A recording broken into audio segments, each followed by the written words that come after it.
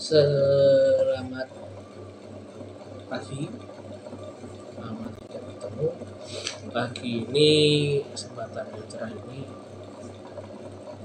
saya akan sedikit membahas tentang asas di KUHP yang baru.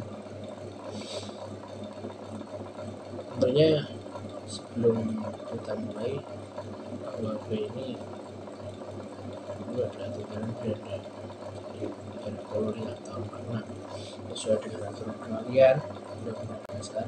Jadi memang peraturan yang dibutuhkan bisa diambil atau diadaptasi. Nah, di sini saya akan sedikit membahas tentang aturan dasarnya di KUHP. Belum dihitung oleh singa pernah ada suatu perbuatan dan dapat dipidana tanpa ada peraturan yang mengatur terlebih dahulu.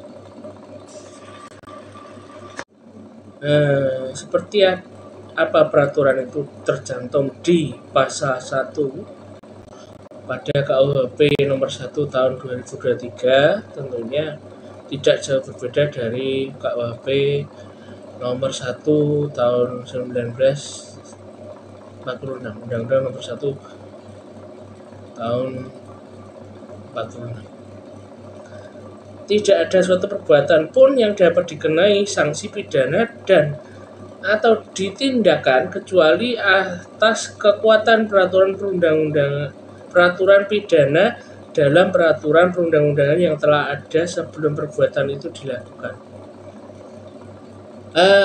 Sama intinya. Dan di pasal 2-nya menetapkan adanya tindak pidana dilarang digunakan analogi. Kalau tidak dicantumkan di dalam undang-undang itu enggak masuk kategori tindak pidana. Katakan kita ngomongin orang rasani dan orang itu menyebarkan kemana-mana. Kalau senyampang di situ tidak dimasukkan dalam tindak pidana atau tidak diatur dalam undang-undang, nggak bisa dimasukkan. Nah, di sini ada pasal 2 yang agak berbeda dalam penerapan. Ketentuan sebagaimana dimaksud dalam pasal 1 ayat 1 tidak mengurangi berlakunya hukum yang hidup dalam masyarakat yang menentukan bahwa seorang patut dipidana walaupun perbuatan tersebut tidak diatur dalam perundang-undangan itu. Agak lain memang, agak perlu ditafsirkan. Hukum yang hidup dalam masyarakat sebagaimana dimaksud pada ayat 1 berlaku dalam tempat hukum itu hidup dan sepanjang tidak diatur dalam undang-undang ini dan sesuai dengan nilai-nilai terkandung dalam Pancasila dan Undang-Undang Dasar Negara Republik Indonesia tahun 1945, hak asasi manusia dan asas hukum umum yang diakui masyarakat bangsa-bangsa. Ketentuan mengenai tata cara dan kriteria penetapan hukum yang hidup di dalam masyarakat diatur dalam peraturan pemerintah. Intinya dalam KUHP yang baru nomor 1 tahun 2023 ini menghargai living law. Living law itu adalah konsep hukum yang hidup dalam masyarakat. Namun di Indonesia sendiri ada pembagian 9 wilayah hukum adat yang tentunya sudah diatur dalam peraturan perundang-undangan atau peraturan pemerintah. Itu kita bahas di kemudian hari.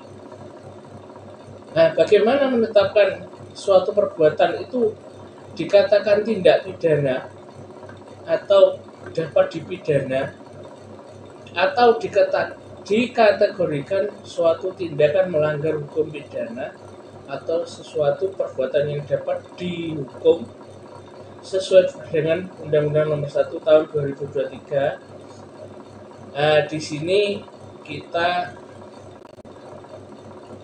membahas sedikit tentang Apa itu living law? Living law di sini ada hukum yang hidup di masyarakat, tentunya hukum yang diatur dan disepakati bersama. Bisa disebut juga hukum tradisional, hukum masyarakat, hukum yang hidup di masyarakat atau hukum adat. Nah, di sini ada beberapa faktor yang dalam persidangan nanti bisa dimasukkan selain diatur dalam undang-undang. Jadi ada aturan-aturan adat yang bisa dimasukkan dalam unsur persidangan. Misalkan bisa dibuktikan dengan sumpah pocong atau suatu perbuatan, misal dituduh melarikan istrinya orang atau tabrak lari diselesaikan secara adat seperti apa, prinsip restoratif justice-nya seperti apa dipandang dari hukum adatnya, keluarga korban terima atau tidak. Jadi ada tetap negosiasi dan penggunaan hukum adat yang kental dalam tahun depan 2020, karena Undang-Undang Nomor 1 Tahun 2023 ini akan diberlakukan tanggal 1 Januari kalau nggak mundur tanggal 6 Januari 2026. Nah, sebagai akademisi ataupun praktisi hukum, semuanya harus siap dengan perubahan itu. Jadi nanti kalau misal ada tabrak lari, ada masalah gangguan ketertiban masyarakat, kalau hukum adatnya yang diutamakan, ini tidak bisa ditolak mentah-mentah. Semuanya ada aturannya seperti ini, tidak bisa. Jadi memang dalam KUHP itu dibolehkan dan diatur tentang itu. Tidak bisa menolak serta-merta penggunaan hukum adat dalam menyelesaikan masalah sosial kemasyarakatan, tentunya yang berstatus pelanggaran atau kejahatan di mata hukum, tentunya yang sudah diatur dalam undang-undang. Nah, dari situ ada beberapa faktor yang memang perlu dicermati. Salah satunya bagaimana menentukan hukum adat yang dipakai, apa jenis hukumnya, dan lain-lain. Tentunya di sini nanti teman-teman dari aparatur yang lain selain advokat, ada jaksa, polisi, atau dari lain, mungkin di laut ada Bakamla, TNI AL juga, Angkatan Darat juga mungkin di sini pertahanannya. Bagaimana menyikapi dan menyiapkan, kita harus sama-sama belajar dan tidak bisa serta-merta memvonis atau memberlakukan orang itu seperti ini. Toh kemarin waktu ada pedoman restoratif justice dari Mahkamah Agung, beberapa instansi juga membuat sendiri pedomannya masing-masing. Itu yang tidak pas. Harusnya karena kita satu bangsa, satu bahasa, satu negara Indonesia, harusnya kompak dan harus mematuhi trias politika. Tentunya Mahkamah Agung sebagai salah satu penguasa dari trias politika. Kita nggak bahas trias politika itu apa. Tentunya kalau sudah pernah belajar ilmu negara, hukum tata negara, hukum tata usaha negara, peradilan tata usaha negara, pasti tahu. Dari ilmu negara saja insya Allah sudah. Nah, kembali ke topik penggunaan hukum adat ya. Apakah kalau tidak diatur atau diminta dulu bisa diusulkan? Bisa, tentunya menggunakan pendapat ahli ya, ahli budaya, ahli adat dan lain-lain. Tentunya tidak bisa sembarangan, itu harus digunakan musyawarah mufakat, digunakan sumbernya apa, yang tertulis di mana, dan misal ada rebutan waris kan perdata nih, cuman biasanya kalau sampai berantem, sampai ada pengancaman dan lain-lain, di sini harus ada penengahnya, dan penengahnya masuk ke pengadilan. Sebelum ke pengadilan ini orang-orang harusnya kan bisa diselesaikan litigasi. Tapi kalau karena KUHP yang baru di sini sudah ada penetapan penggunaan hukum adatnya, jadi diutamakan tetap masuk pengadilan.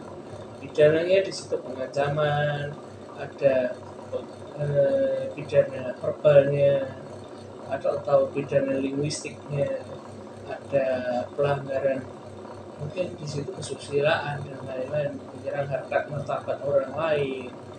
Itu yang harus dicermati dengan tepat. Pembahasan kali ini menarik, tapi sekian dulu, bukan saya tidak mau melanjutkan. Ada beberapa faktor yang mungkin nanti bisa dibahas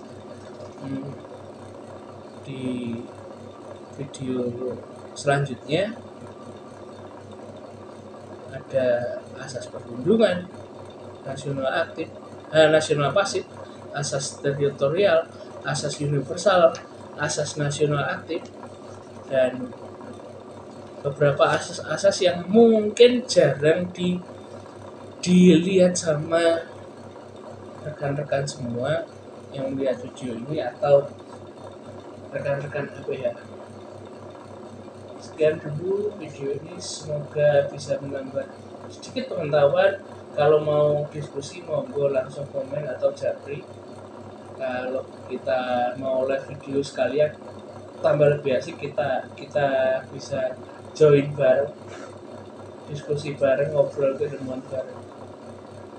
Itu dulu dari saya, kurang lebihnya mohon maaf. Wassalamualaikum.